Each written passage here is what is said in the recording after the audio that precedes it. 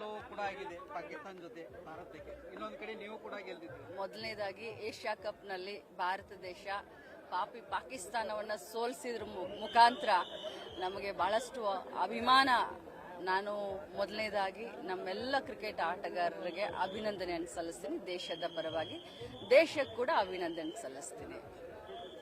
ಇವತ್ತು ಮಲಪ್ರಭಾ ಸಹಕಾರಿ ಸಕ್ಕರೆ ಕಾರ್ಖಾನೆಯ ಒಂದು ಚುನಾವಣೆಯಲ್ಲಿ ಈ ಮಲಪ್ರಭಾ ಸಹಕಾರಿ ಸಕ್ಕರೆ ಕಾರ್ಖಾನೆಯ ಪುನಶ್ಚೇತನ ಪ್ಯಾನಲ್ ಅಂತ ನಾವು ಕಿತ್ತೂರು ಶಾಸಕರಾದಂಥ ಬಾಬಾ ಸಾಹೇಬ್ ಪಾಟೀಲ್ರು, ಅದೇ ರೀತಿ ಖಾನಾಪುರ ಶಾಸಕರಾದಂಥ ವಿಠಲ್ ಹಲ್ಗೇಕರ್ ಅವರು, ಚನ್ರಾಜ್ ಅವರ ನೇತೃತ್ವದಲ್ಲಿ 15 ಜನರ ಪ್ಯಾನಲ್ ನಿಲ್ಲಿಸಿದ್ವಿ.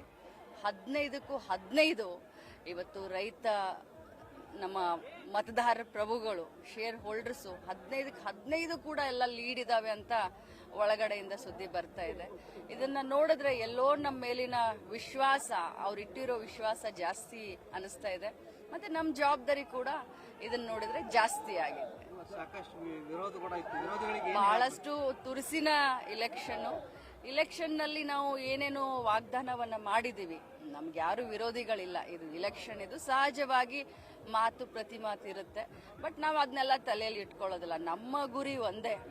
ಏನು ನಾವು ಹೇಳಿದ್ವಿ, ಈ ಮಲಪ್ರಭಾ ಶುಗರ್ ಫ್ಯಾಕ್ಟರಿಯ ಗತ ವೈಭವವನ್ನ ಮರುಕಳಿಸಿ ತರೋದೇ ನಮ್ಮಿಬ್ಬರ ಉದ್ದೇಶ, ನಮ್ಮೆಲ್ಲ ಮುಖಂಡರುಗಳ ಉದ್ದೇಶ ಅಂತ ಹೇಳಿದ್ವಿ.